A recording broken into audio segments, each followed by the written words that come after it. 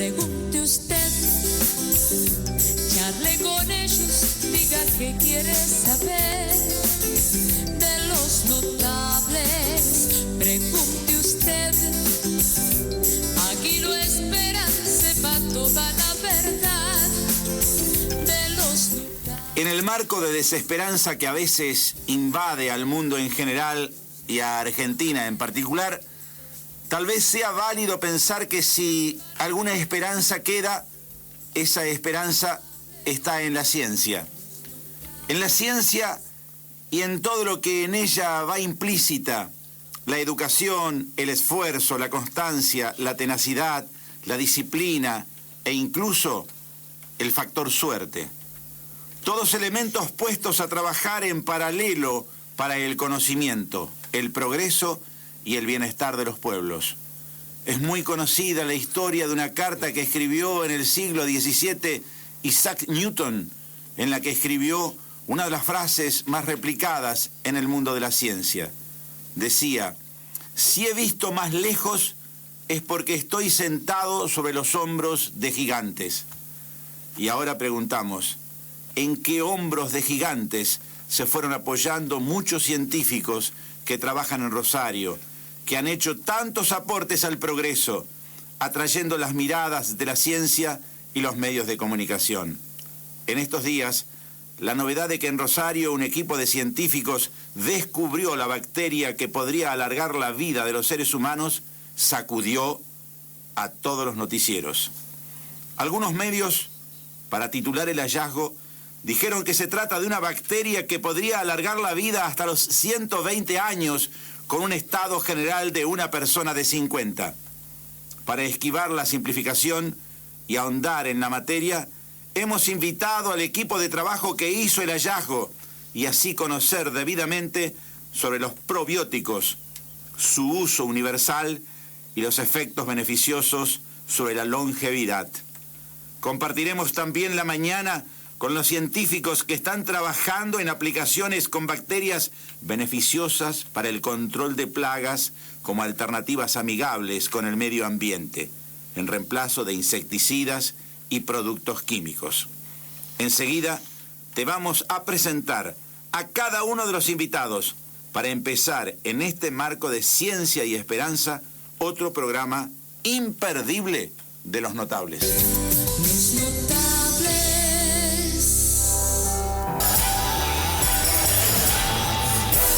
Bueno, bienvenidos, aquí estamos haciendo Los Notables. Bienvenidos ustedes, qué lindo que es tener a gente de la ciencia con nosotros. Le damos la bienvenida primero al director de este grupo de investigación, al doctor Roberto Grau, que es bioquímico, doctor en química, él especializado en microbiología molecular, investigador del CONICET, profesor de la Universidad Nacional de Rosario y muchas cosas más que estaría, doctor, bueno, mucho más tiempo presentándolo porque tiene trabajos hechos no solamente en la Argentina, sino fuera del país.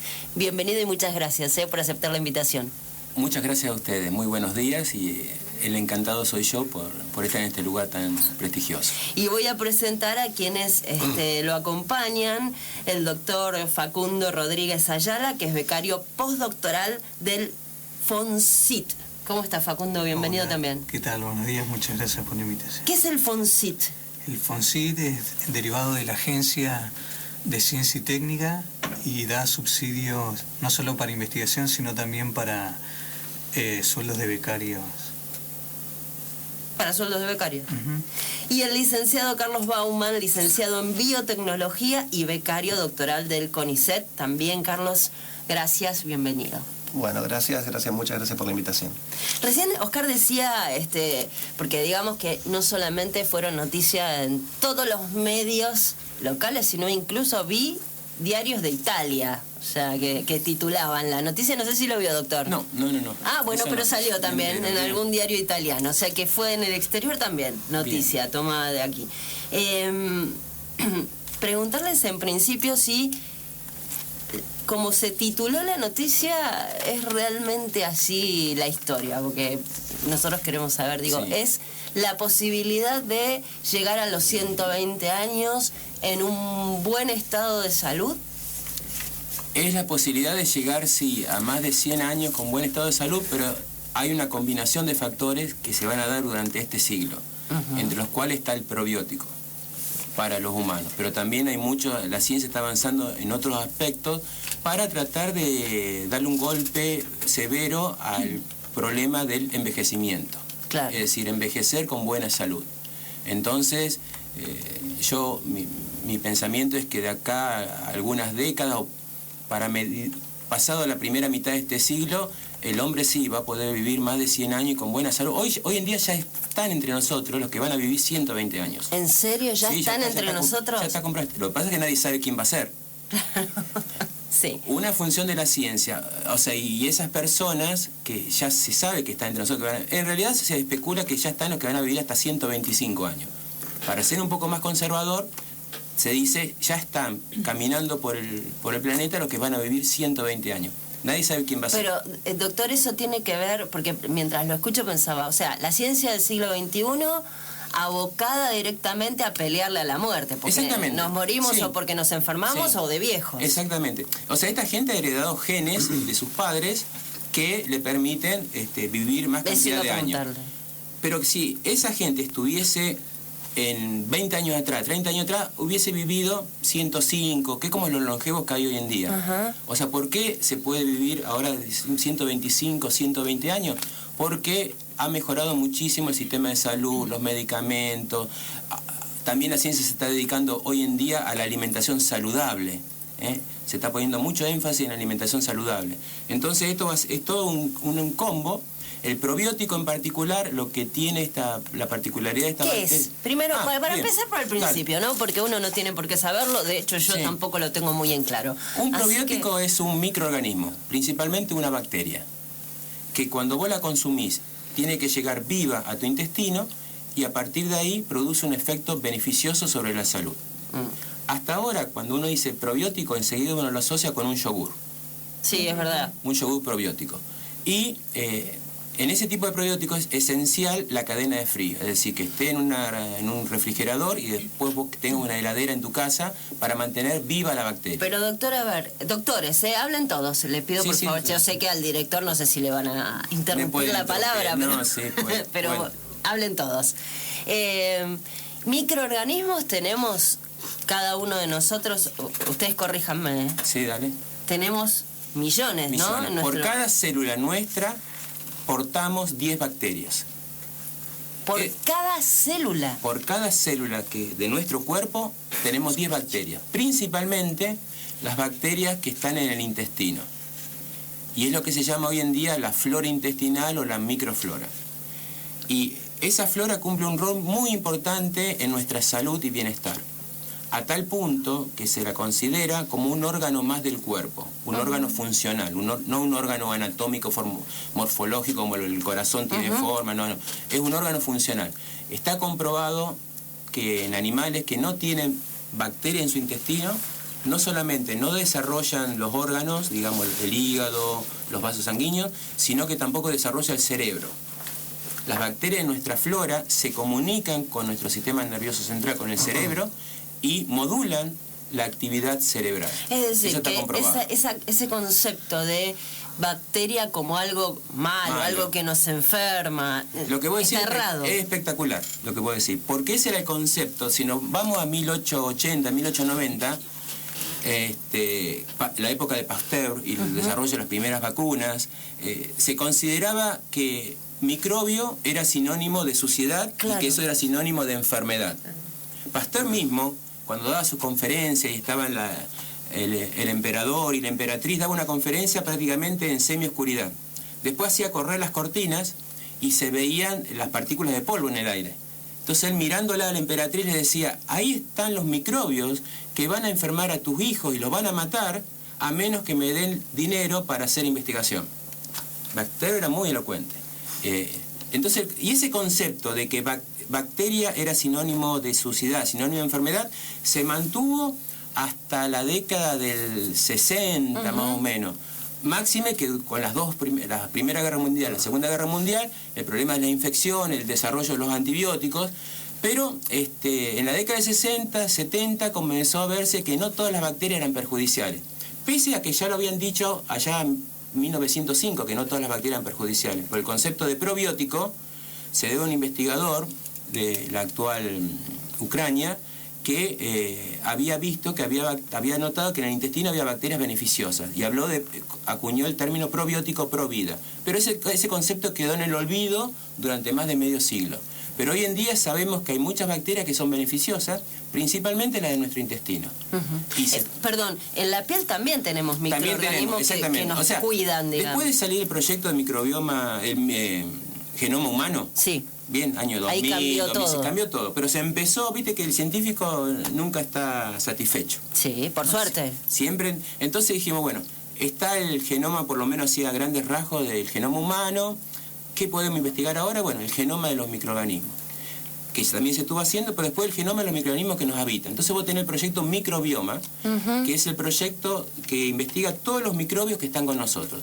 Entonces tenés el microbioma de la piel, el microbioma de las vías respiratorias, el microbioma vaginal, el microbioma principal del intestino. El de la piel también está, pero como la piel las capas superficiales se van renovando, esa flora está un poco más en cambio. Claro, se renueva permanentemente. Hay una flora estable igualmente, pero se renueva. La más importante es la intestinal, que es... El concepto es que se comunica con nuestro sistema nervioso central. Es como un universo, como una suerte de, no sé decir ecosistema, está un mal microcosmo. dicho. No, está bien que sea un ecosistema, sí. Es como un microcosmo que tiene vida y que está ahí. Y que son parte de nosotros. O sea, nosotros sin las bacterias intestinales no somos nosotros. Es lisa y llanamente. ¿Nos enfermaríamos? ¿Nos enfermaríamos? Sí. Va a depender de la flora. O sea, cuanto más sea más rico en cuanto al componente beneficioso, vos vas a tener más fortalecida tu inmunidad innata. ¿Qué es lo que fortalece un probiótico? Volviendo, viste, a lo del yogur. El probiótico fortalece tu inmunidad innata, que es una protección general contra el estrés o cualquier tipo de afección. A eso le iba a preguntar ahora, esa parte.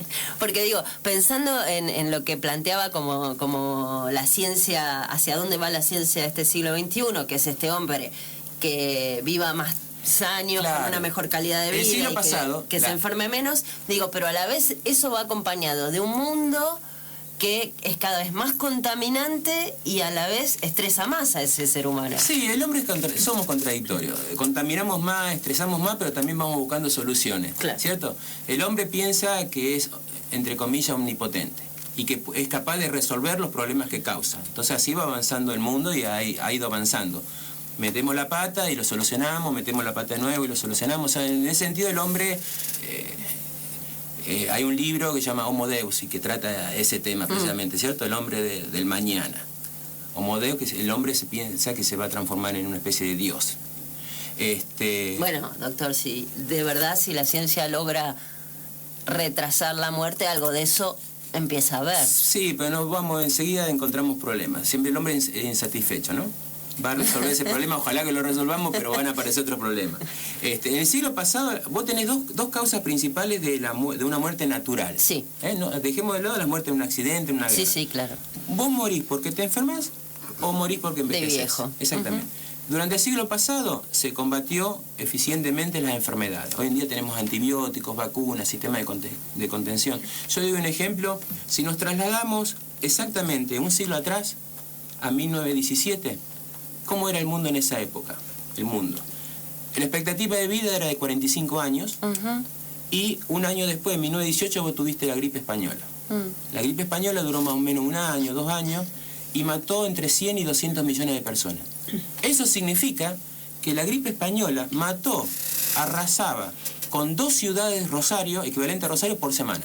Una locura. Imagínate hoy en día, o sea, 2 millones de personas por semana que mueren. Bueno, hoy en día, pensar en una gripe que surja así, la gripe aviar, la influenza, es imposible. El brote podemos pensar hace poco, el brote de ébola. Es una gran comparación. El brote de ébola fue contenido en los países donde surgió, murieron alrededor de 11.000, 12.000 personas, muchísimas, pero si vos lo comparás con 1 millón de muertes por semana, es nada. ¿Qué hubiera pasado si el brote de ébola se hubiese dado en 1917? Hubiese matado cientos y cientos de millones. Claro. Cuando llegó Cortés, vámonos un poco más atrás, cuando llegó Cortés a México, ¿cuántos indígenas vivían en México? 23 millones vivían. O sea, yo me acuerdo del Mundial de Fútbol de 1978, que había una canción que decía somos 25 millones de argentinos, porque apenas llegamos 25 millones de argentinos y todos tenemos que... Y México tenía ya en el siglo XVI, 1500 y algo, más de 20 millones de habitantes. ¿Qué pasó? Los europeos llegaron con enfermedades que no existían en América, viruela, sarampión. Los aborígenes no tenían ni inmunidad innata ni anticuerpos para eso. 10 años después quedaban menos de 2 millones de habitantes. Recién empieza Bien. la charla, doctor. Recién empieza el programa. Ahora nos vamos a meter de lleno, en un ratito, en el Bacillus subtilis, así se llama. Exacto, ¿Ese es el nombre y apellido? Nombre y apellido. Bacillus Juan García. Claro, Juan García. De este Bacillus particular que, de verdad, más de 30 años lo estuvo investigando. Sí. Bueno. Sí, más de 30. Y ahora el doctor en un ratito nos va a contar de qué se trata y por qué a partir de esta bacteria podemos en el futuro pensar en vivir más de 100 años y por supuesto sin enfermarnos. Y esta investigación que además, y es importante decirlo, porque son nuestros científicos desde Rosario y bueno, hacia el mundo. Así que nos presentamos, cumplimos con la tanda y nos quedamos con vos, como siempre, en Los Notables y hasta las 13. 10:40 de esta mañana, aquí estamos haciendo Los Notables y nuestros invitados notables, científicos ellos, de nuestra ciudad, el doctor Roberto Grau, el doctor Facundo Rodríguez Ayala y el licenciado Carlos Bauman. El doctor Roberto Grau, que es el director de esta investigación publicada en una revista súper prestigiosa, Nature Communications, que tiene que ver con este descubrimiento de este grupo de científicos argentinos de esta bacteria de la que vamos a hablar ahora, el Bacillus subtilis.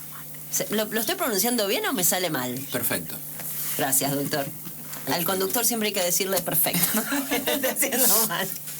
Ahora vamos a saber bien de qué igual se en el trata. laboratorio, ¿viste? Al director del grupo Hay que siempre decirle todo, perfecto. qué bien, qué idea. ¡Qué idea! Qué bueno. Menos mal que se le ocurrió a usted. ¿Viste? En todas partes. Mensajes de WhatsApp. Después de nada. Es cierto. Siempre, en general es lo mismo, ¿no? 500-830. Y ya hay muchos. Dice... el celu que termina 507. Bueno, este es un tema que vamos a hablar ahora en la segunda parte del programa de Los Notables. Igualmente ya lo anunciamos, que tiene que ver con el tema glifosato, los agrotóxicos y demás. Así que te lo dejo al 507 para la segunda parte del programa. El 653, dice Roberto, un científico rosarino 100%, hablando se lo nota, aparte un orgullo, todos ustedes, ustedes tres se los dicen. La pregunta es, ¿cómo está la investigación presupuestariamente a nivel público? Como siempre, gran programa, muchas gracias. ¿Cómo está presupuestariamente? Porque sabemos que presupuestariamente la ciencia en la Argentina está complicada. Está complicada. Igualmente no ha cambiado, es muy temprano todavía, o sea, es muy pronto. Está muy parecida a años anteriores. Aparentemente va a haber un ajuste, pero espero que no se concrete. No se concrete y yo creo que las autoridades van a reflexionar sobre la importancia de la ciencia y por eso estoy recontra agradecido de que nos hayan convocado, porque es para transmitir a la gente, entre los cuales están los políticos, los que toman decisiones, de que la ciencia da resultados concretos, o sea, algo material. Obviamente el político busca resultados concretos. Eso es lo que se llama ciencia aplicada, ¿no, doctor? En algún momento, ¿a usted le pasó en algún momento de su carrera? Pues yo los imagino, a usted, le digo al doctor Grau porque es con todo respeto, Roberto, el mayor. No puede decir, ¿eh? Bueno, el mayor, Roberto es el mayor, con lo cual tiene mucho más años en el estudiando. Sí. Y lo imagino años y años metido en laboratorio, estudiando. Hay un determinado momento donde el científico dice o se plantea a sí mismo, a ver, todo esto que ya investigué, todo esto que acabo de descubrir, tengo que encontrar la manera para, de alguna manera, aplicarlo a lo cotidiano y a la mayoría de la gente, cuando es bueno, ¿no? Por supuesto. Bien. Había un filósofo que decía, es fácil criticar a los demás y no criticarse a uno mismo. Entonces, con lo que vos me decís, criticar a la autoridad, al gobierno, todo eso, por ahí quiero hacer una autocrítica en el científico. Durante muchos años, podemos decir hasta la década del... Se puede hablar de la década del 80, en que yo empecé a trabajar en ciencia, década del 90, 2000, hasta el 2010 más o menos. El científico en general veía muy mal la investigación aplicada. Se valoraba la investigación básica. Y la investigación básica son las publicaciones, los papers. Y era el concepto de que la ciencia tenía que responder interrogantes y no había una obligación o una necesidad de que esa respuesta se tradujese en algo concreto. Eso podía venir después. Entonces el científico decía, uno hace investigación básica, no sabe para qué puede llegar a servir, pero fíjate que si no hubiéramos investigado esto, no existirían los anticuerpos monoclonales, y son investigaciones que comenzaron por ahí 40 años atrás, antes de ver el resultado. Entonces, ese científico que trabajó 40 años atrás no pensaba que iba a haber anticuerpos monoclonales para el diagnóstico. Pero Pasteur también decía de que la ciencia no tiene patria, es decir, que la ciencia internacional no, uno investiga por aumentar conocimiento, pero él decía que los científicos sí tienen patria. Y eso, ¿cómo yo lo traduzco? En que nosotros, en nuestro país, que tiene tantas necesidades, tenemos la responsabilidad moral de hacer investigación aplicada, pese a que estaba mal vista. Y nosotros, lo puedo decir con tranquilidad, pues todos los que me conocen saben que es verdad, comenzamos a hacer investigación aplicada en una época donde la investigación aplicada era mal vista, era visto como algo técnico, rutinario, que no había innovación, que no había idea.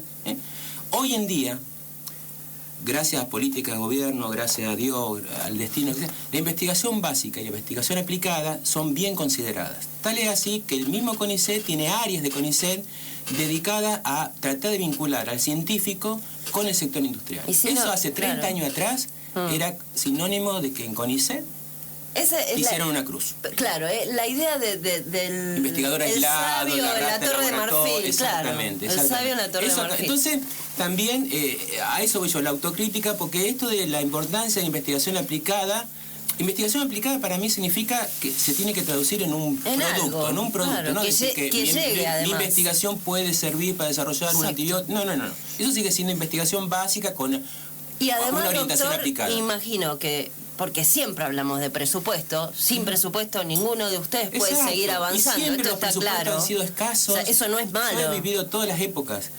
Y andate a Francia, a Italia, el investigador también se queja del presupuesto no alcanza en todas partes. Pero imagino que esa es la manera también de interesar no solamente a los gobiernos, sino a los privados para que aporten dinero para que la investigación avance. Decirle, bueno, que hubo una época, ya mucho más atrás, que se pensaba que la ciencia era para una élite.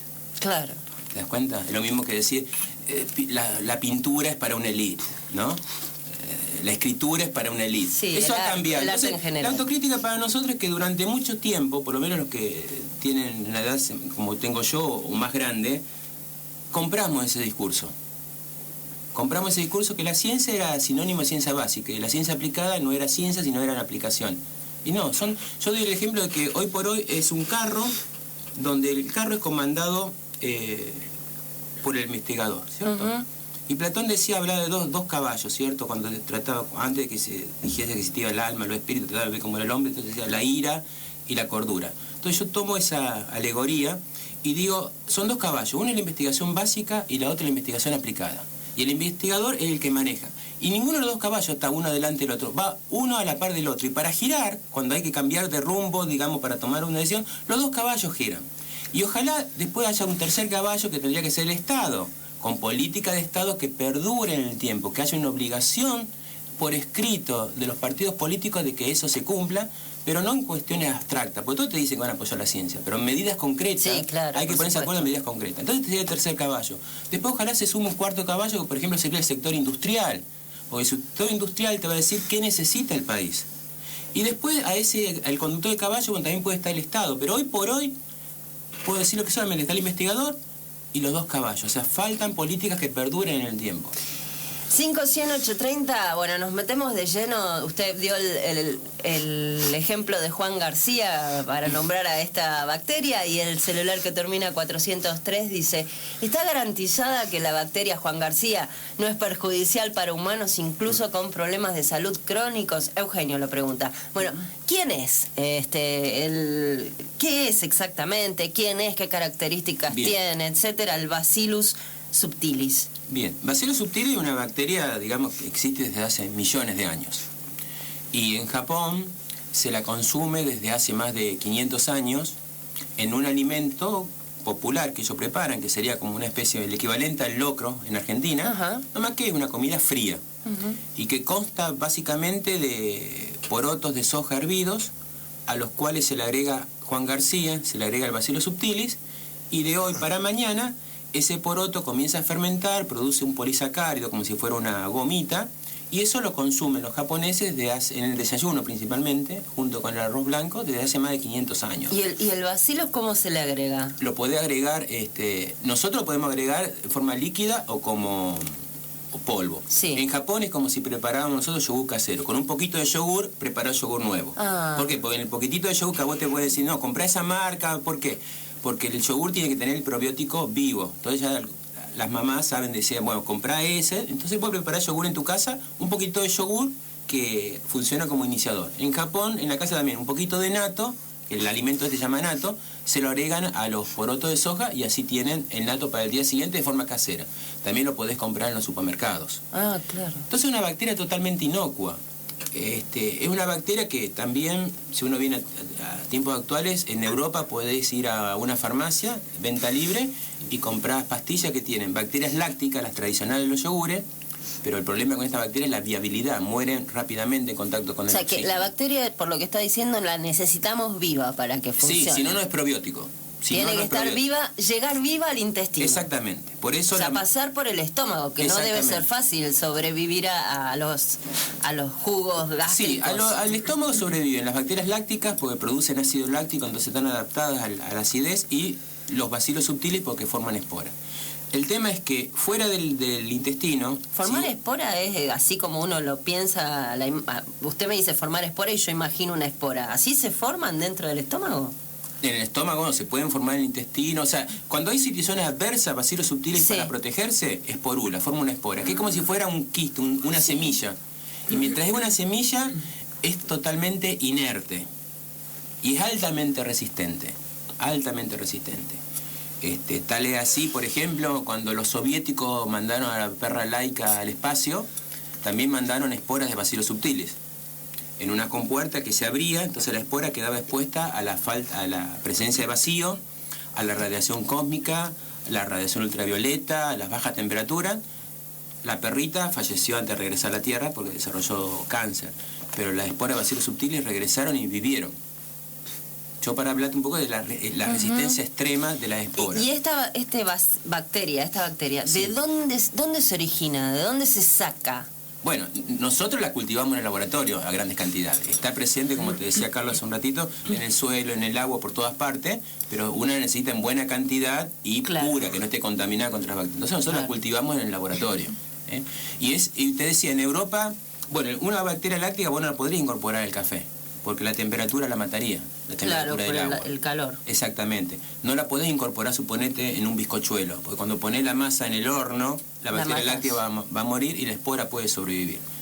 ¿Por qué digo eso? Porque nosotros lo hemos constatado en el laboratorio, de que resiste, hemos fabricado barritas de cereal y han sobrevivido. Y en Estados Unidos vos tenés empresas que le incorporan esporas, no de Bacillus subtilis de Juan García, sino de Pérez Alemán, Claro, otro. que es otro Bacillus y sobrevive, y vos podés comprar caramelos, barritas de cereal, muffin, pizza, chocolate. Eso podría hacerse entonces también acá. Eso es lo que queremos hacer acá. Y que sea algo que le llegue a todas las personas. Entonces la bacteria es totalmente inocua. Puede llegar a haber alguna persona que sea intolerante, como de la misma manera que hay personas que son alérgicas a la penicilina. Ujú. Siempre puede haber algún caso, pero es extremadamente segura. Aparte de las dosis que se utiliza, no puede desplazar la flora normal. Y si vos dejás de consumirla, al cabo de 2 o 3 días ya también desaparece tu intestino, pues tu flora normal se encarga de decir, estamos nosotros, no queremos más. Ujú. Entonces es inocua y tiene la gran ventaja de que se puede incorporar prácticamente a cualquier alimento o bebida. O sea que ese es el objetivo. Sí, porque de esa manera vos podés llegar a... Yo te decía lo que comentaba Pasteur, que la ciencia no tiene patria, pero los científicos sí. Sí. ¿Qué quería decir Pasteur con eso? El científico tiene una responsabilidad social con su gente para tratar de mejorar sus condiciones de vida. Entonces hoy por hoy los probióticos están restringidos a productos derivados de la leche, un yogur. Tenés que tener dinero para comprar un yogur probiótico porque no todos los yogures son probióticos. Los yogures probióticos son más caros que los yogures tradicionales. Tenés que tener una heladera y después está siempre el riesgo de si se mantuvo o no la cadena de frío y no incorporar la dosis que vos necesitas. De esta manera vos podrías estar tomando el café, el mate cocido o simplemente en el agua y podrías estar incorporando una bacteria Incluso que podría beneficia. ser en una cápsula, ¿o no? Podría ser una cápsula como en Europa. Cápsula. En Europa lo venden en cápsula. Y tomás En una Estados cápsula Unidos, por día y te sí, olvidaste. Exactamente. El problema es si te olvidás. No, claro. Por eso No, yo quiero pre- decir, te olvidaste Sí, de... yo prefiero ir por ahí en una Y doctor, en este caso, digamos, una vez que la empezamos a consumir y ya está en nuestro intestino, el bacillus, previene enfermedades. Recién antes dijo que es como un fortalecedor absoluto del sistema inmune, con lo cual uno supone que claramente nos previene de enfermedades. Sí. Pero también puede llegar a curar a personas que tengan enfermedades. O sea, ¿qué hace? Eso es más difícil y no hay estudios así de curación. Se supone que puede contribuir a una curación. Porque contribuye, fortalece el exactamente. sistema. Te voy a comentar experimentos, por ejemplo, que se llevaron a cabo en Inglaterra en el año 2012.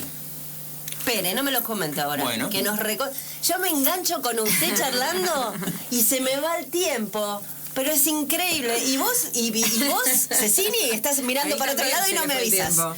Así que en un ratito vamos a hablar exactamente de eso para saber qué hace, ¿no? Cuáles son las bondades. Ya lo tenemos, ya lo podemos consumir. El bacillus lo tenemos en nuestro intestino. Bueno, ¿cómo nos puede ayudar? 11 esta mañana en Los Notables. Estamos compartiendo, por supuesto, con vos y con nuestros invitados notables este grupo de científicos, rosarinos, investigadores, que han descubierto esta bacteria que nos vuelve longevos, podemos vivir más de 100 años y además, que es fundamental, en buen estado de salud, con buena calidad de vida, porque si no, ¿cuál sería el sentido?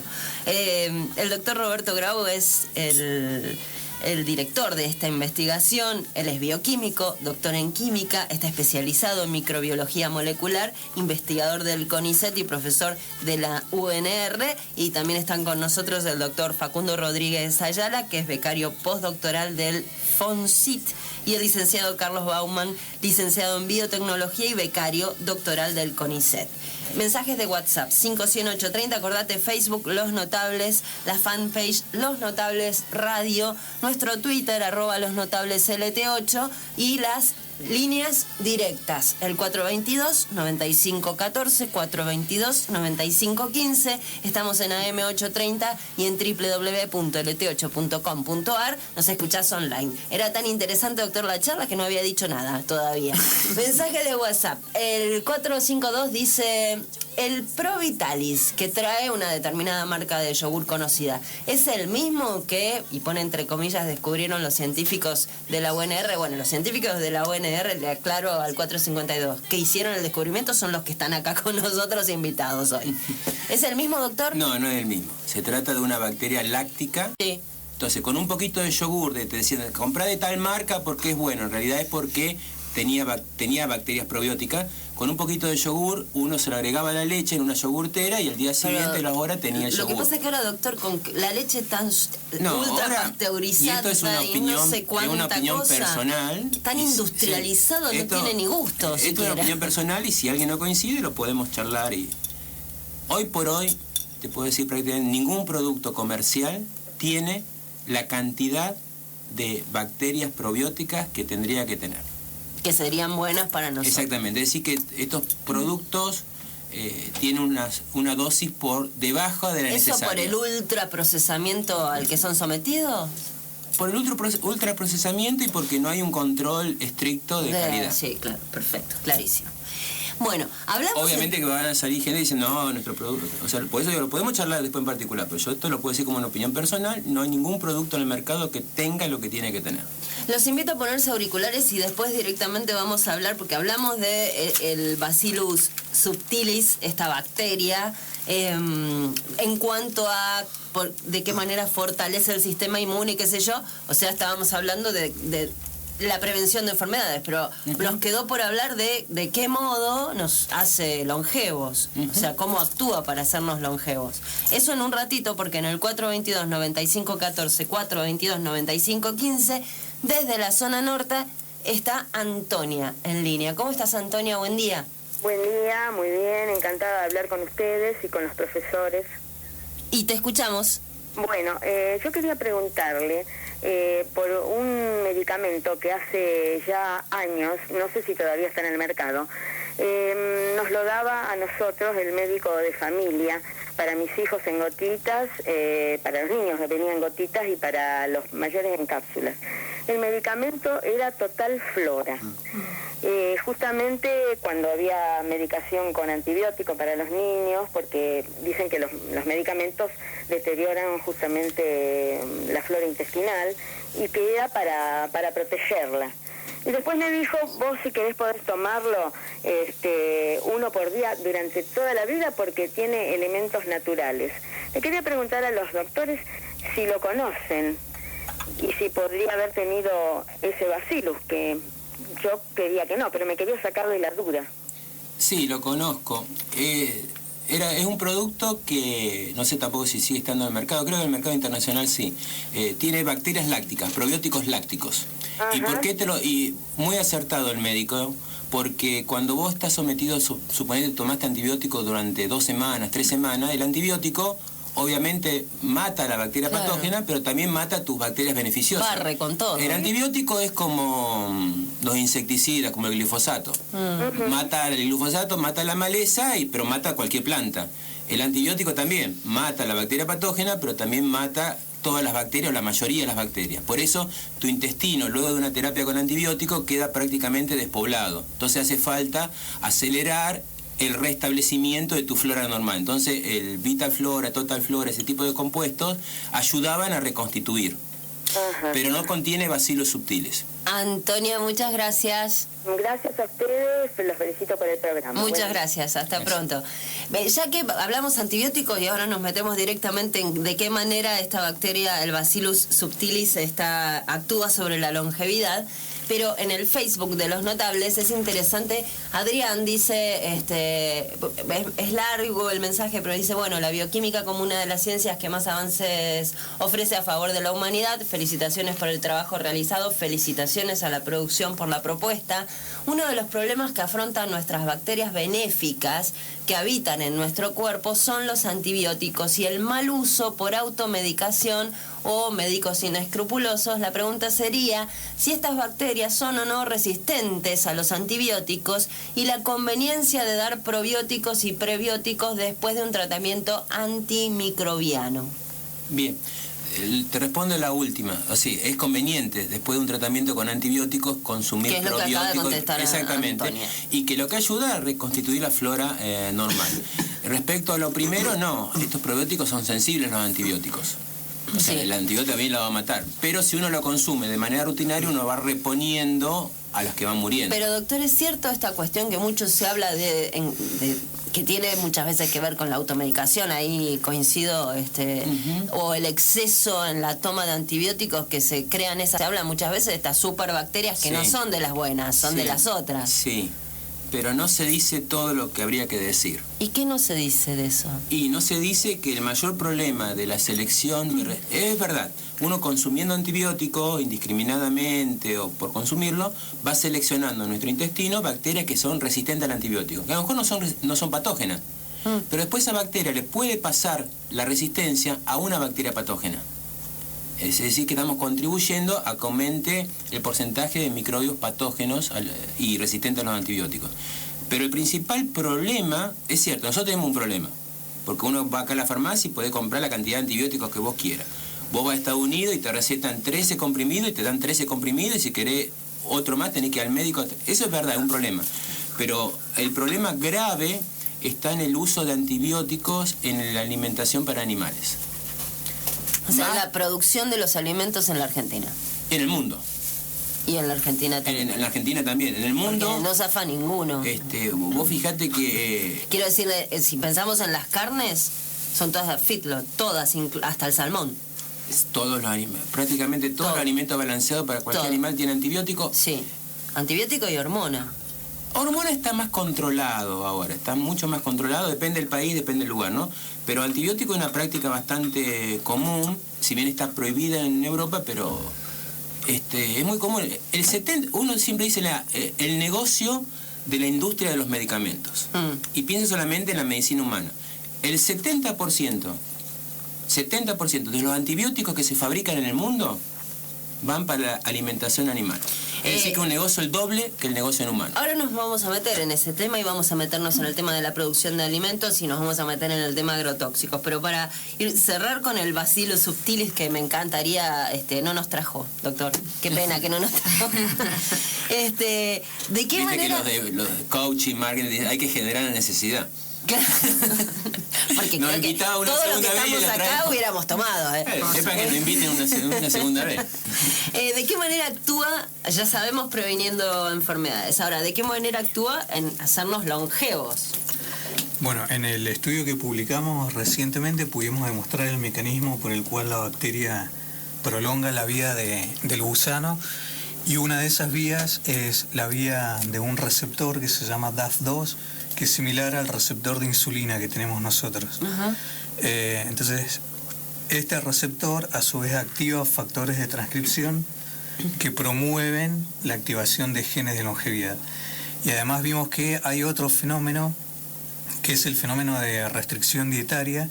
Esto significa que si el gusano o nosotros nos fuésemos todos los días con un poco de hambre, con una menor cantidad de la necesidad calórica que tiene nuestro cuerpo, también eso activa vías genéticas que promueven la longevidad. O sea que el consumo, además de este Bacillus, ¿podría pasarse genéticamente? No. La o sea que las otras generaciones tendrían que consumirlo también. Claro, uno tendría que consumir el probiótico para incrementar su longevidad a partir de los 2 años. De los 2 años de vida. Consumirlo todos los días y hasta el día que uno se muere.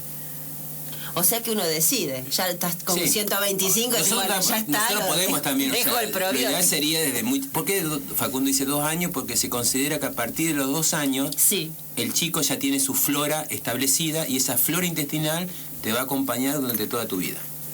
Entonces ya está estableciendo. Para no producir desbalance mientras la flora se está estableciendo desde el momento del nacimiento hasta los 2 años, es aconsejable consumir probiótico a partir de los 2 años. En adelante. En adelante. Y a partir de cualquier momento. Vos podés empezar a consumir a los 20 años, a los 30, a los 50. Estamos a tiempo todavía. Siempre se está a tiempo.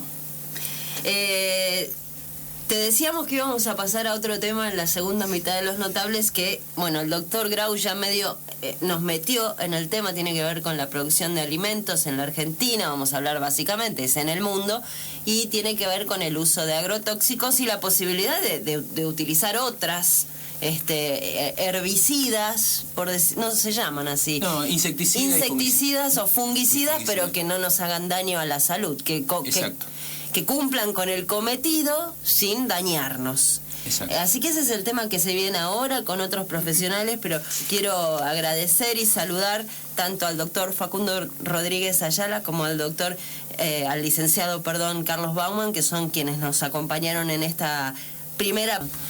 ¿Cuáles son esas bacterias? Son bacterias del género de Bacillus, que las podemos clasificar como bacterias promotoras de crecimiento vegetal. Las bacterias se llaman así, bacterias promotoras. En general, todas las bacterias que actúan a nivel de las plantas, como beneficiando su crecimiento, se llaman bacterias promotoras de crecimiento vegetal. Que podemos hablar de forma directa, que son producción de hormonas que afectan directamente el crecimiento de la planta, mejorándolo. O de forma indirecta, lo que decía recién Roberto, controlando plagas. Pueden ser tanto hongos, otras bacterias, como insectos. Estas bacterias uno las echa en el campo y generalmente lo que sucede es que se empiezan a vivir en comunidad, como lo que deben haber comentado en el... Lo que pasa en el intestino empieza a pasar en el suelo. Exactamente, porque la raíz de la planta sería el equivalente a nuestro intestino. De la misma manera que hablas de un microbioma humano intestinal, puede hablar del microbioma de la planta, de la rizosfera. La rizosfera es la zona que rodea la raíz de la planta y ahí las bacterias forman un biofilm también. Bien. Y de igual manera ocurre sobre las hojas de la planta, sobre las hojas de la planta.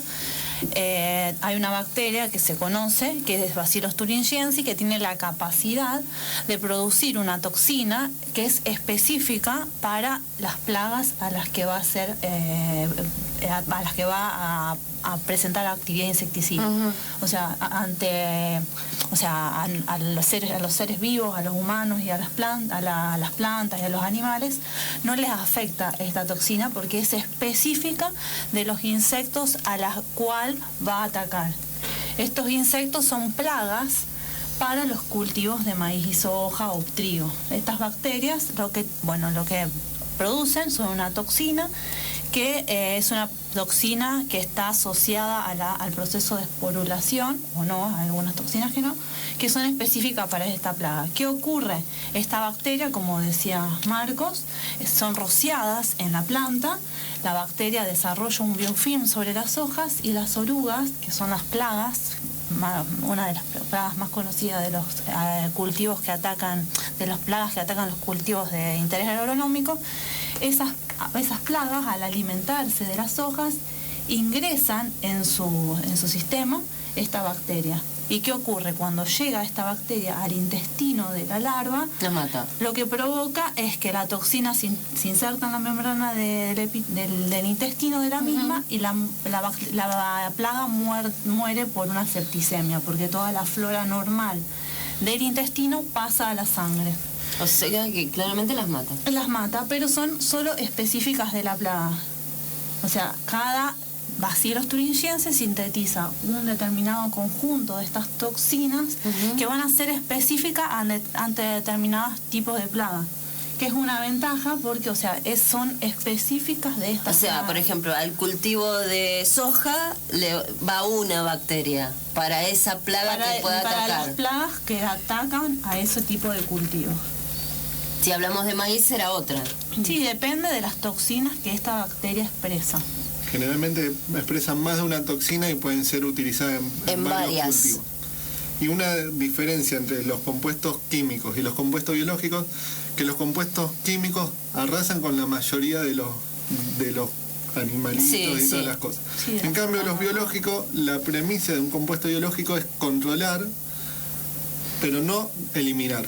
Es decir, que siempre va a haber plagas, no es que se va a eliminar el 100%. ¿Y cuál es la ventaja de esto? Es que si uno eliminara toda una plaga, a la larga o a la corta va a aparecer, esa plaga estaba controlando indirectamente otra plaga. Entonces, esa plaga que eso es lo que ocurre y por eso cada vez más químicos y cada vez más venenos necesitas. Exactamente. Entonces, lo que uno busca con los biológicos es controlar, pero no eliminar. Claro, porque una te va a servir para eliminar a otra. Exactamente, uno elimina una plaga que te come las hojas, y esa plaga capaz que también indirectamente afectaba que las hormigas vayan a la hoja. Exacto, perfecto, clarísimo. Y todo esto que estamos hablando no afecta a la salud, ni el suelo, ni el agua que consumimos después los seres humanos. Las bacterias que nosotros trabajamos son aisladas desde el mismo lugar donde van a ser utilizadas. O sea que estamos incorporando al ecosistema las mismas bacterias que nosotros aislamos de ese lugar. O sea que, porque yo iba a preguntarles, ¿de dónde se extraen esas bacterias? Por ejemplo, en el caso del cultivo de soja, ¿son bacterias de la propia soja? Son bacterias que nosotros aislamos desde el suelo donde se sembró anteriormente soja o trigo o maíz. Entonces nosotros utilizamos esa misma bacteria que aislamos de esa misma tierra para el control de plagas en la misma zona. Entendí, perfecto. O sea, no estaría afectando ni al ecosistema ni a los seres, a ninguno de los seres presentes en el ecosistema. Y no tiene absolutamente ninguna incidencia el tema del transgénico, por ejemplo, no incide para nada. Son bacterias autóctonas y que no están modificadas genéticamente, o sea, no son transgénicas. Y estas bacterias, no van a expresar ninguna resistencia, nada. Nosotros seleccionamos de manera natural la mejor bacteria para el cultivo. no nos interesa hacer una mutación ni nada, ni expresar nada extra que no tenga la bacteria ya de por sí. Bueno, ahora entonces la pregunta del millón. ¿Y por qué no se hace? Sí, o sea, yo lo escucho y digo, es fantástico. ¿Por qué no se viene haciendo ya? Porque y se hace hoy y se seguirá haciendo. Era también una opinión personal. Sí. Era menos redituable.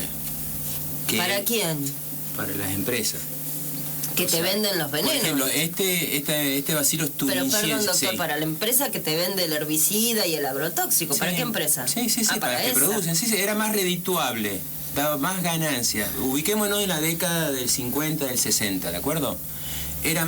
Daba más ganancia fabricar una soja transgénica que escalar en grandes fermentadores la producción de estas bacterias beneficiosas que ya usaban los mayas. Los mayas hacían un huequito en la tierra y ellos tenían una tradición de ponían distintos tipos de semillas, pues sabían que una planta rastrera venía bien con una planta trepadora, y ellos nutrían esas semillas con bacterias beneficiosas. En Europa, hoy en día, se fumiga, digamos, pero no con agroquímicos, sino con bacterias. Por ejemplo, la práctica en Europa es inocular el campo, como si nosotros tomamos el yogur o la yerba mate con probiótico. Ellos inoculan el campo con bacterias beneficiosas antes de sembrar y después de la cosecha, 2 veces al año. Y de esa manera están nutriendo al suelo con bacterias beneficiosas. Pero volviendo 50 años atrás, era más redituable pasar la soja BT es de Bacillus thuringiensis. Lo que se hizo fue el gen que tenía la bacteria, que era el que era responsable de fabricar la toxina que mataba a la oruga, se lo sacaron a la bacteria y se lo pusieron a la soja. Y así surge la primera planta transgénica resistente a plagas. Después, bueno, viene resistente a herbicidas. En esa época, 50, 60 años atrás, era más económico y daba más ganancia hacer planta transgénica que trabajar con productos naturales. Eso empieza a cambiar en el año 2000, 2010, cuando comienza a haber evidencia muy sólida de que o a sospecharse con muchos argumentos de que esos compuestos químicos son tóxicos. Son tóxicos porque generalmente la toxicidad es una toxicidad crónica que tiene que ver con el desarrollo de tal tipo de cáncer o patología que te aparece 20 años después. Entonces es muy difícil decir esto es por aquello que ocurrió hace... Te voy a dar un caso, por ejemplo, los bifenilos policlorados. Los bifenilos policlorados se usaban para refrigerar.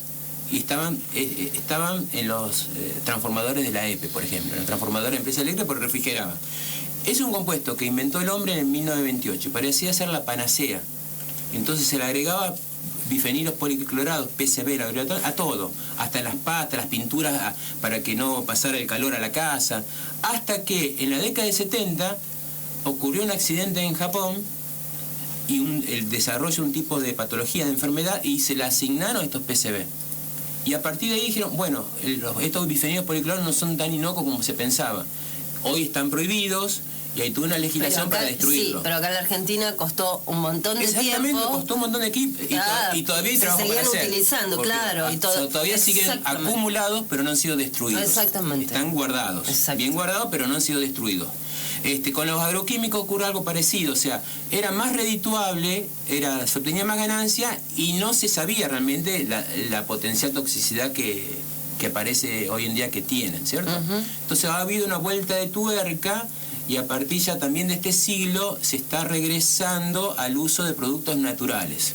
Bacterias que no afectan el ecosistema, que son efectivas específicas contra la plaga y que no afectan ni al hombre, ni a las abejas, ni a otro tipo de cultivos. Ni a la propia tierra, porque también eso es lo que estamos viendo, ¿no? Suelos impermeabilizados. Exactamente, por el uso excesivo de fertilizantes, insecticidas, tratar de sacarle a la tierra más de lo que la tierra puede dar, sin darle tiempo a que la tierra respire, se recupere un suelo, recupere la flora, la estamos exprimiendo. Sí. ¿Y eso puede modificar? ¿Estamos todavía a tiempo de modificarlo? Digo, esa tierra que de tanto soja y veneno. Sí, es como el cuerpo, se puede... La tierra es un organismo vivo. Y obviamente que podemos curarla y comenzar a cuidarla y que se recupere. Sí, es como nuestro organismo, uno siempre está a tiempo de desintoxicarse. Ahora, lo que se hizo con la gente, no. No, ahí la gente tiene medicación y bueno, dependerá el tipo de Porque de lo cierto es que este es un tema del que mucho no se quiere hablar. En general, cuando se habla, se descalifica siempre el discurso, pero porque claramente, y esto lo digo yo, tiene que ver con un gran negocio, enorme negocio. Entonces, generalmente se descalifica el discurso, pero por eso planteaba que, y los invito a que busquen este informe que se pasó en la televisión italiana. Yo personalmente creo que es verdad, pero una impresión personal, y va a haber quienes van a decir que no hay evidencia concreta, que puede ser una simple asociación, pero que no puede ser causa y consecuencia. Yo personalmente creo que sí, que el efecto dañino existe. Bueno, acá hablan de lugares como, por ejemplo, un lugar de San Salvador que se lo conoce como el pueblo del cáncer, donde dicen que las concentraciones de veneno en los habitantes de bajos recursos usan los bidones de glifosato descartados para llevar aguas a sus hogares, están todos enfermos. Y después en Entre Ríos, en Basavilbaso. En nuestra provincia misma. Y en la provincia de Santa Fe. Se está debatiendo hasta qué distancia de una población se puede fumigar o no. Y no vamos a llegar a un acuerdo, porque hay mucho interés y muchas opiniones. Entonces, un día te dicen se puede, otro día no se puede. Y la solución simple sería, hagámoslo, sembremos cerca de las poblaciones, pero ahí usemos productos biológicos. Lo cierto es, ahora para dentro... Entonces quedan todos satisfechos. El hombre de campo puede sembrar más cantidad de tierra, pero usa productos biológicos cerca de la población y no productos químicos. Para dentro de un ratito, cuando volvamos, lo que quería preguntarles es si lo cierto es que todo lo que hoy por hoy consumimos cuando vamos no aquel que tiene su quintita y qué sé yo, o va a los huerteros que son mucho más cuidadosos, pero los que consumimos en supermercados, verdulería, etcétera, etcétera, todo tiene herbicida. No nos contesten ahora. Bueno, 5 minutos pasaron de este mediodía en Los Notables. Estamos en compañía de científicos, ellos notables, bueno, empecé por él. Qué mal estuve, porque debo de empezar por la dama, pero el licenciado Marcos... ¿Marcos o Marco? Marco, sin ese. ¿Viste? Marco Bartolini, te había dicho bien de entrada. Exactamente. Y la licenciada Cecilia Lianini, ambos licenciados en biotecnología, becarios doctorales del CONICET. Y nos acompaña el director de la investigación, que es el doctor Roberto Grau.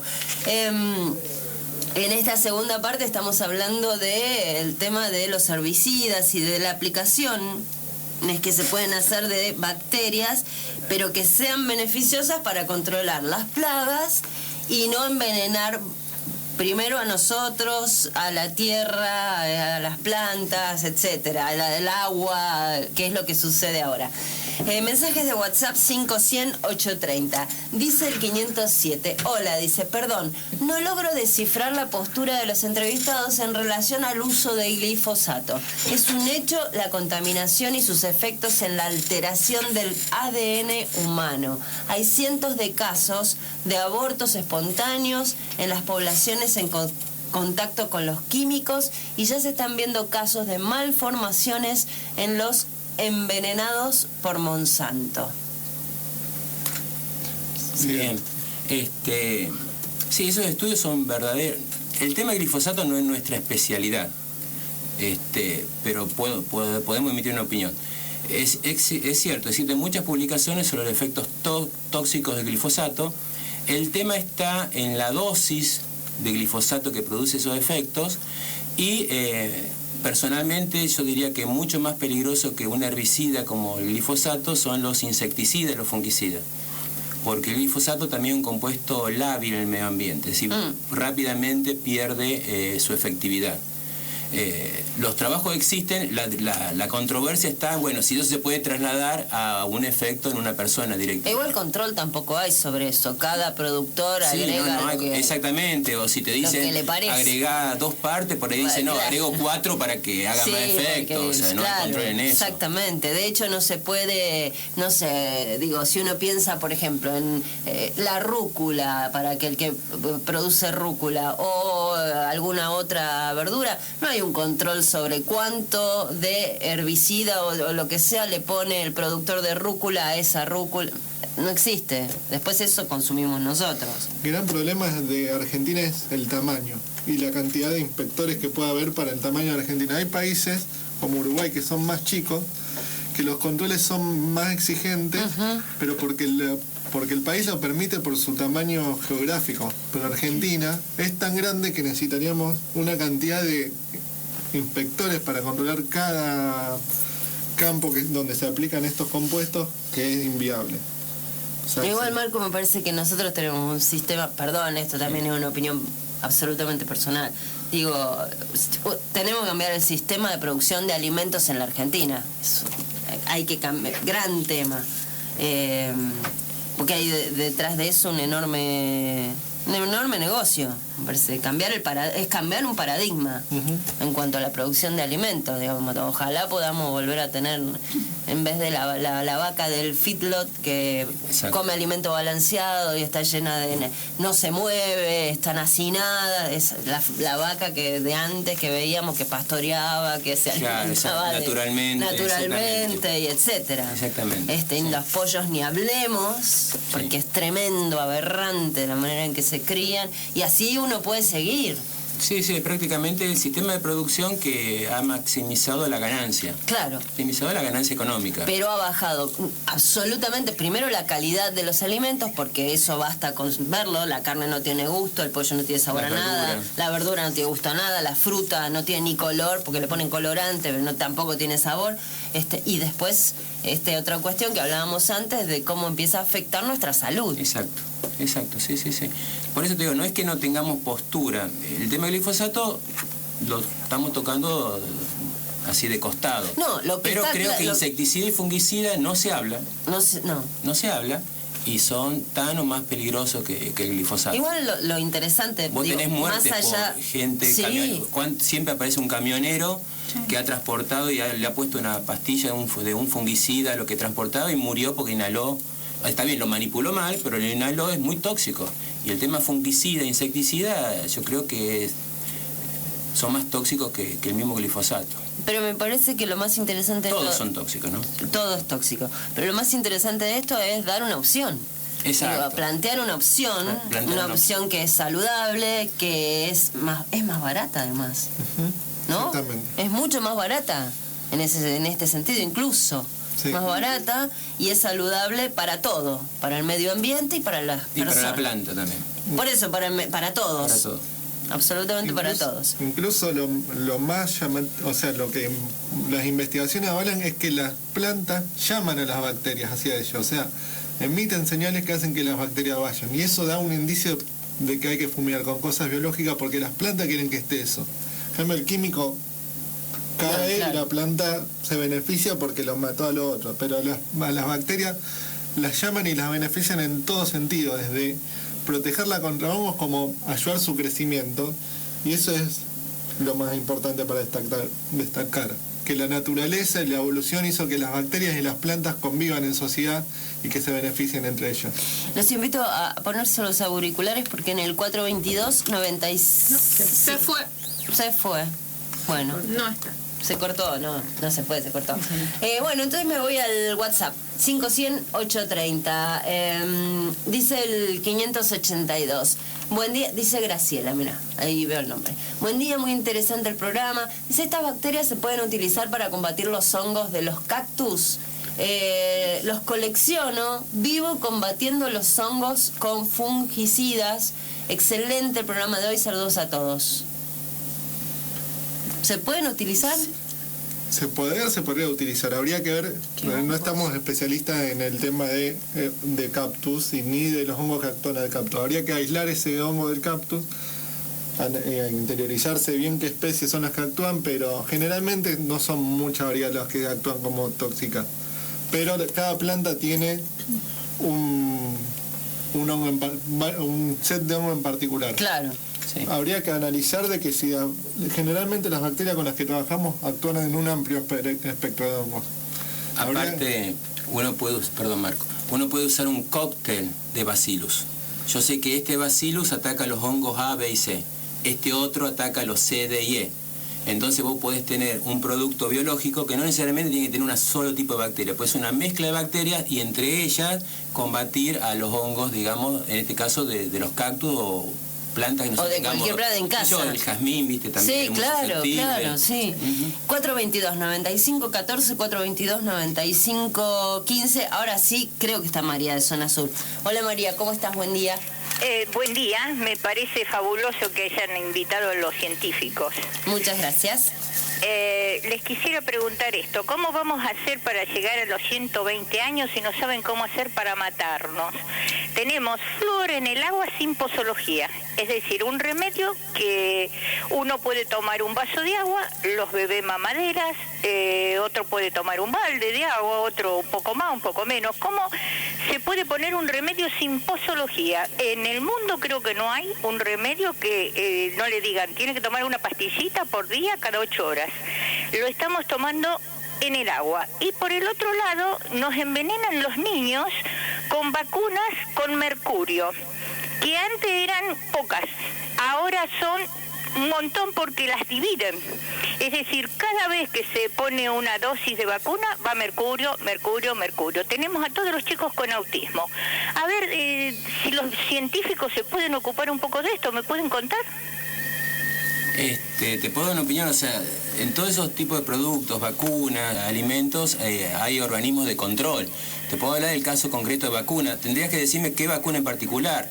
Nosotros todas. Tenemos, para las clases bajas, todas. Ahora, si vos tenés plata y lo comprás en una farmacia en otro lado, viene sin mercurio. Bueno, eso hay que denunciarlo y entonces la autoridad... Está denunciado, hay organismos en Estados Unidos que han determinado que el autismo viene por el mercurio en las vacunas. Y después, ¿qué nos contás del flúor? Que sin preguntarnos, nos tratan como esclavos, me hacen tomar flúor a mí todo el día. Si yo tengo que hacer una torta, va flúor. Si yo tengo que hacer un licor, pongo agua con flúor. Va el agua en todo. ¿Vos conocés algún remedio como científico que se pueda tomar todo el día cualquier cantidad sin saber lo que tomás? No. Bueno, yo apelo, ya que están los científicos ahí, le voy a tomar bien los nombres y les voy a decir que estuvieron aquí, que yo charlé con ellos y que nos evacuen este problema. Quiero sacar el flúor del agua porque me tratan como una esclava, me obligan a tomar flúor, siendo que yo no quiero tomar flúor y creo que soy una ciudadana, que tengo una constitución que me respalda. María, muchas gracias por comunicarte. Bueno, gracias a ustedes por dejarme salir al aire. Hasta luego. Gracias. Mensaje de WhatsApp. Lucía dice: los políticos tendrían que escuchar más a los científicos. Quizás así podamos salir adelante cuidando como corresponde nuestra tierra. Felicito al programa y a la radio por el espacio que le dan a ellos para informarnos como sociedad y hay aplausos. El 593 dice: el país es tan grande que necesitaría muchos inspectores y no hay tantos honestos. Bueno, un poco lo que estaba diciendo vos, Marco. Pero absolutamente existe bacteria para cualquier tipo de planta que tenga cualquier tipo de plaga. Las plagas pueden mutar, porque digo, esa es un poco lo que alude el que utiliza el herbicida o el veneno, el químico, digamos. Sí, obviamente que las plagas... Bueno, pero yo pongo para esta plaga, pero inmediatamente viene esta otra y viene esta otra y qué sé yo. Sí, incluso hay muchos casos de plagas que son resistentes a las plantas BT, que son las plantas que mencionó el Roberto hace un instante, que son las plantas que tienen,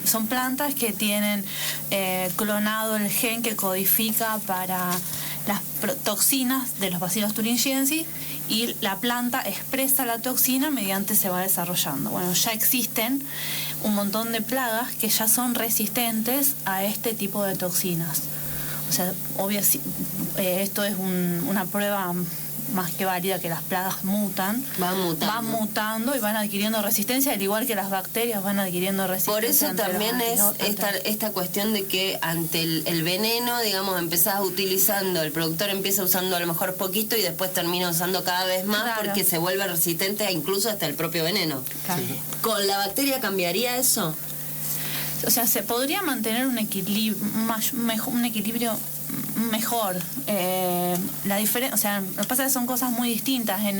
O sea, el químico arrasa, o sea, ataca por contacto, apenas la plaga está en contacto con el químico, mata, sea plaga, sea insecto benéfico, sea todo lo que encuentre. El biológico es distinto porque hay una interacción entre la bacteria, la planta y el insecto. Pero y también aparecen plagas resistentes. Y aparecen plagas. Resistentes al biológico, pero ahí vos podés cambiar de bacteria. Claro. Nosotros tenemos un conjunto de bacterias que controlan la misma plaga. Pero ¿cuál es la estrategia? Es que haya un producto que, suponete, tenemos 5 o 6 bacterias que atacan tal isoca, la isoca medidora, por ejemplo. No va a haber un producto con las 5 o 6 bacterias, va a salir un producto con 2 de esas bacterias. Entonces más o menos se sabe que a los 2 o 3 años es cuando comienza a manifestarse la plaga resistente. Entonces vos de acá a 2 o 3 años dejás de usar esas bacterias y el producto que sacás es con la tercera y la cuarta. Vas rotando, es como se hace en los hospitales con los antibióticos. En los hospitales no usan todos los antibióticos todos los días. Usan tal antibiótico para la gente internada hasta que ellos notan que los patógenos que están en el hospital comienzan a ser resistentes a ese antibiótico. Entonces cambian de antibiótico, los van rotando. Para esto también, y es una gran ventaja de los biológicos sobre los químicos, porque vos no tenés una alternativa al glifosato. Claro. Y no tenés alternativa a mucho insecticida, porque hay distintas marcas de productos insecticidas, pero el principio activo es el mismo. Entonces es una ventaja de los biológicos. Sí tenés muchas alternativas y no las tenés que desaprovechar. Tenés que usar una o dos. Cuando deja de ser efectiva porque aparece resistencia, cambiás a la otra, y cuando la plaga se da cuenta y cambia la resistencia, volvés a la primera. Como se hace en los hospitales. Igual decir que en el caso del glifosato está prohibido en otros países, con lo cual la alternativa debe haber, porque en otros lugares se utiliza ya definitivamente. La alternativa es respetar el planeta y cuidar el medio ambiente. Esa es la alternativa, digamos. No hay una alternativa, un producto que lo reemplace, pero bueno, tratemos de cosechar en otras regiones o cambiar la práctica. 422-9514, 422-9515. Está Patricia desde la zona oeste. Hola Patricia, ¿cómo estás? Buen día. Hola Sabrina, gracias por dejarme participar. No, por favor. Yo quería contarles mi caso, a ver si me pueden dar su opinión. Yo tengo en mi casa una pequeña huerta y hace un tiempo conseguí semillas de espinaca, pero me dijeron, yo le pregunté y me dijeron que sí, que eran transgénicas, pero como de otras no conseguía, digo, bueno, las voy a plantar igual. Y hice una gran cosecha durante un mes más o menos, un mes y medio, estuvimos comiendo espinaca todos los días, y luego de eso, al poquitito tiempo, me empecé a sentir mal, y el médico me detectó que la glándula tiroides estaba prácticamente inactiva, un hipotiroidismo galopante. Puede haber sido producido por la ingesta de tanta espinaca transgénica. Y habría que analizar qué tipo de modificación genética tenían esa semilla y que haya podido pasar a la hoja, ¿cierto? Ahí habría que estudiar la semilla. ¿Vos sabés de qué marca es de semilla? ¿Cómo llegó a tus manos? No sé, la compré en una semillería en el centro, en la calle San Luis y San Martín, pero venía en un sobrecito así, no decía nada. Y no tenés que consumir esas cosas. No, claro. Es el mejor consejo. O sea, no te puedo decir si es a causa de eso o no, pero si ya te dijeron que era transgénica y no estaba certificada, autorizada, no fue una buena decisión usarla. Porque a mí no me gustaba mucho, pero como no conseguía otra, digo, bueno, de todos modos la verdura que compro, lamentablemente yo no puedo ir a comprar donde venden cosas orgánicas y pensé que todo lo que comemos de la verdulería prácticamente debe ser todo transgénico. Ahí está bien lo que dice Patricia, pensó bien, porque en general... No, porque la lechuga... Salvo que haya... hay algunas verdulerías que te venden cosas orgánicas, pero lo que tiene es que son mucho más caras. Exacto, la verdura y la fruta la mayoría no son transgénicas. Lo que sí tiene que hacer es lavarla bien con agua. Lo que tiene... para eliminar los insecticidas, los fungicidas. Yo, por ejemplo, fruta como con cáscara, porque en la cáscara está la mayor cantidad de sustancias antioxidantes que ayudan a tu salud. Un montón de pesticidas. Los tenés que lavar bien, con agua. Tenés que lavarlo bien. Yo pensé que al cultivarla en mi casa y nosotros no le pusimos ningún insecticida, ni pesticida, ni nada, iba a ser más saludable que la comprada, que además de ser transgénica, tiene insecticidas. Por eso es que decidí... Pero eso está bien, la lógica es la correcta. El tema es tenés que tener... cuidado con las semillas. Exactamente, claro. Uno sabe la procedencia de esas semillas. O sea, tener en claro las semillas que compras y plantas, porque si no estás como un poco en la misma o peor. ¿Y a dónde se puede? ¿Ustedes saben a dónde se compran semillas buenas? No, pero yo creo que no sé mucho, pero te digo, me parece que, por ejemplo, los huerteros y huerteras que van rotando en la ciudad de Rosario tienen semillas también, no solamente tienen las verduras y demás que son orgánicas. Sí, el problema de la municipalidad, de todo lo que es, tiene un programa de biomercado. Lo que te estoy diciendo, es un programa, los huerteros. Sí, de huerta. Exacto. Que es un curso que da la municipalidad gratuito de huerta en tu casa, que ahí y te dan las semillas, te dan las semillas. Pero por eso te digo, y los huerteros donde estén, en el lugar de Rosario en el que estén, que van cambiando, también tienen ellos semillas y venden. Ahí te pueden decir dónde conseguir semillas. Anotate en la municipalidad, tiene que estar por internet y... Sí. Ahí te van a saber decir dona Angélica. Bueno, le agradezco muchísimo. Gracias, Patricia, te mandamos un beso. Muy interesante el programa. Muchas gracias. Gracias. 5100, nos fuimos de tiempo. 5100-830, simplemente Gloria, que esto después, doctor, porque vuelve un poquito al tema anterior que hablamos de la alimentación y demás, pero pregunta por el kéfir, si es bueno como probiótico. Después le responde a Gloria. Bueno, estamos ya en la última media hora de Los Notables hoy. Mensajes de WhatsApp que siguen llegando, ahora voy a leerlos. En esta segunda media hora estamos en compañía de la licenciada Cecilia Lenini y del licenciado Marco Bartolini, ambos licenciados en biotecnología y becarios doctorales del CONICET, y por supuesto nos acompaña, como a lo largo de todo el programa, el doctor Roberto Grau, bioquímico, doctor en química, especializado en microbiología molecular e investigador del CONICET y profesor de la Universidad Nacional de Rosario, y además quien es el director de esta investigación publicada en la revista Nature Communications, que disparó en esta semana que hayan sido noticia absolutamente en todo el país, la región, pero además, como le contaba el doctor, incluso en algún que otro diario italiano, este grupo de investigadores, de científicos rosarinos que han descubierto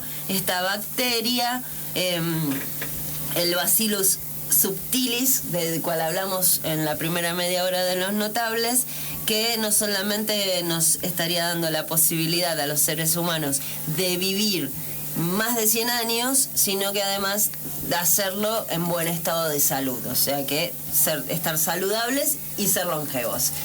Mensajes en el 5100-830. Nos había quedado pendiente, doctor, lo del kéfir, si es bueno como probiótico.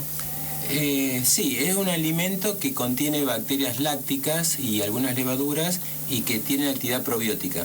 Es bueno, el tema es saber si tiene la cantidad necesaria o sugerida de bacterias probióticas en ese alimento que vos estás consumiendo. Es decir, si lo estás preparando en tu casa o lo compras comercial, es la cantidad de bacterias probióticas, si las tiene o no las tiene. Ricardo dice, espinaca, la soja, el maíz, son todos transgénicos y están presentes en muchísimos alimentos industrializados. Escuché que, porque dice que escuchó que los transgénicos solo son maíz, soja, canola y algodón. No, sí, hay en el mercado internacional, hace un ratito llamó un oyente de espinaca transgénica. Claro. Hay muchísimos vegetales transgénicos. Sí. El tema es que hay países en el mundo donde tienen la obligación de que todo lo que es transgénico esté etiquetado. Exactamente, que figure. Y no pasa en la Argentina. No pasa. O sea, que vos sepas que si lo consumís, vos lo estás eligiendo. Pero acá no sucede. Sí. Sin ir muy lejos, a lo mejor no del tema transgénico, hace poquito estuve en Chile y te dice, este alimento contiene muchísima más azúcar de la que tendría que tomar. O sodio también. O sodio y en letra grande. Y grande para que grande se pueda ver. Es lo primero que ve. Antes de ver por ahí de qué se trata, ves la advertencia. Bueno, y en Brasil también. Ah, bueno. En Brasil también. Sí. Pero nosotros no. Acá no. Acá estamos complicados también con eso. Interesantísimo programa. Mi pregunta, ¿las frutas en su piel no tienen incluidos los químicos con los que se fumigan y por eso aconsejan pelarlas o solo alcanza con lavarlos muy bien? Gracias, felicitaciones, muchas gracias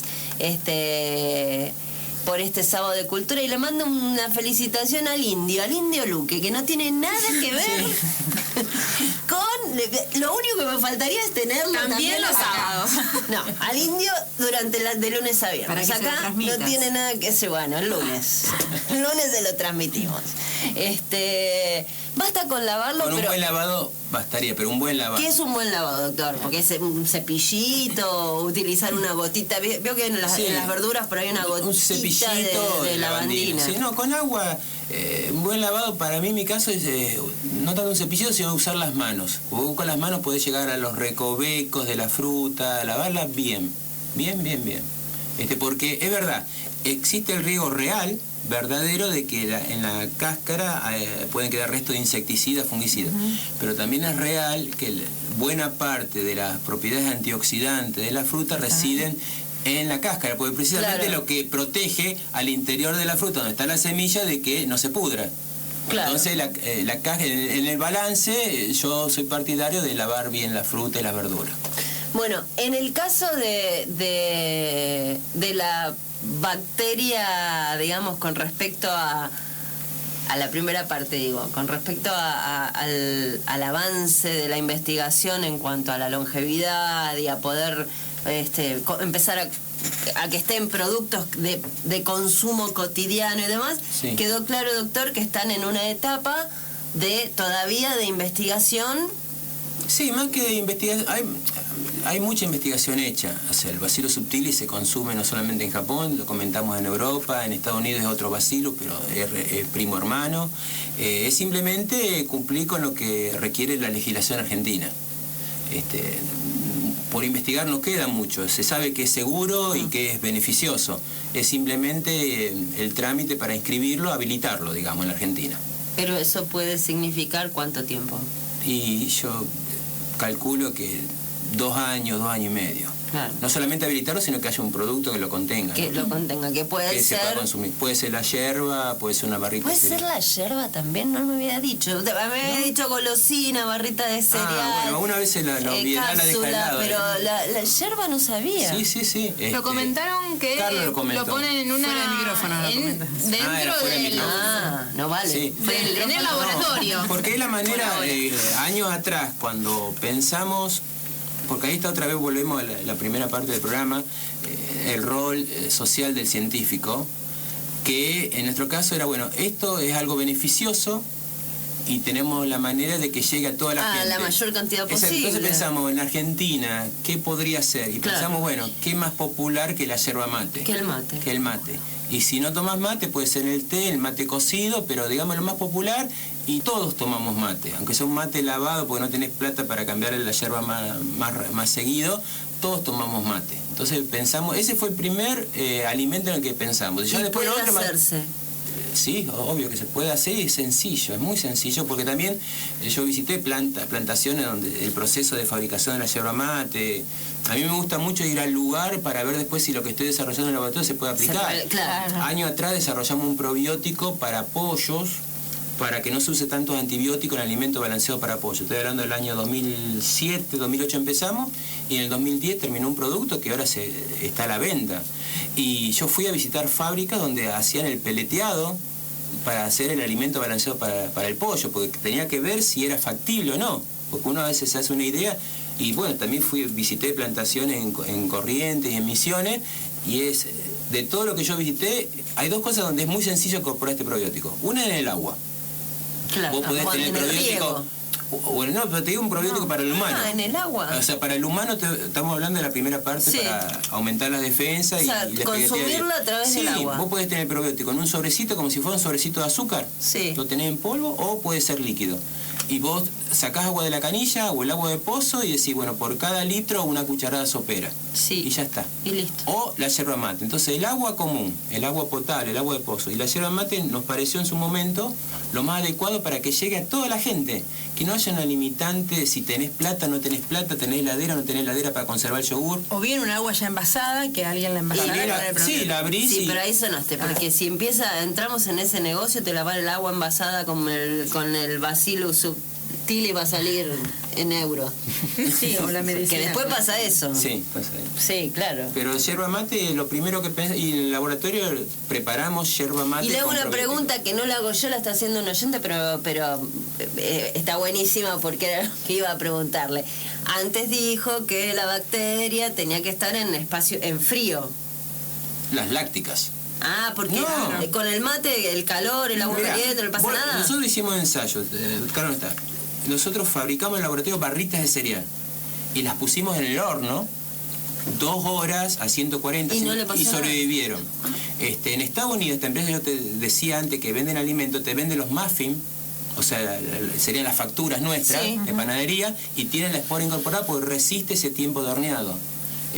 La espora, esa es la ventaja que tiene, es como un regalo de la naturaleza, un regalo de Dios, como uno lo quiera pensar, porque son bacterias beneficiosas y mientras están como esporas son altamente resistentes. El calor, dice, hervir, por ejemplo, sin un buen lavado, elimina la toxina de... pasamos al otro tema, volvemos al tema de herbicida y agrotóxico. ¿Elimina la toxina de la fruta o el efecto nocivo se sostiene? Pregunta el celu que termina 809, mensaje de WhatsApp 500-830. Se refiere a si insecticidas, fungicidas. Sí, volvemos al otro. Hay algunos que son termolábiles, es decir, que se inactivan por el calor, y otros que son termoresistentes y que son resistentes al calor, y hay que ver entonces cuánto tiempo. No lo sabemos. A mí me gusta tomar té de limón, hervir el limón con cáscara, por ejemplo. Lavarlo. Yo el mejor consejo que puedo dar es lavarlo. Y es solamente, o sea, no se va a activar porque yo hierva nada de lo que tenga la cáscara. No, eso no. Puede ser que sea termostable, termosensible, pero no, un buen lavado. Es como los médicos te recomiendan, una primera medida así sanitaria es lavarse bien las manos con jabón. Acá es lavar bien la fruta, la verdura, para eliminar la sustancia que pueda tener arriba.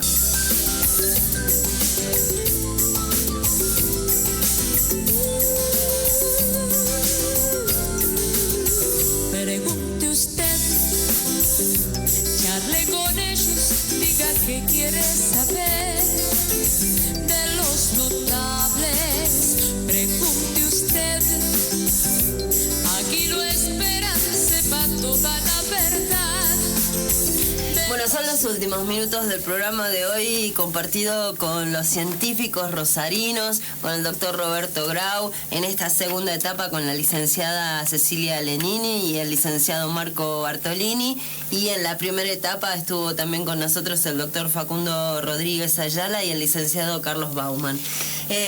Algunos mensajes, ahora me fui al Facebook de Los Notables. Mari dice, como siempre, Los Notables dando a conocer las noticias más relevantes. Doris dice, muy interesante el tema. Se viene una etapa donde los seres humanos van a vivir 120 años y me parece muy bueno porque es natural. A mí me gusta interiorizarme de estos avances, los felicito. Nora dice, gracias por tener excelentes científicos que nos brindan sus conocimientos en pos de un futuro promisorio. Felicitaciones, señores, y que Dios los bendiga. Y Germán dice, genios. ¿Y creen en Dios, doctor? Digo, porque el científico a veces yo sí. Se le complica. Yo sí. Claro, eso es personal. Es personal, pero yo sí. Después podemos charlar de... Si tiene alguna prueba. ¿Qué es Dios para...? ¿Y qué significa Dios, no? ¿Y qué es Dios para cada uno? Exactamente. Pero sí creo que hay algo. Bueno, eso ya de la boca de un científico se hace muy interesante. Nosotros le agradecemos de verdad a todos, a todo el equipo, bueno, pero en la figura del doctor Roberto Grau mucho, que hayan aceptado la invitación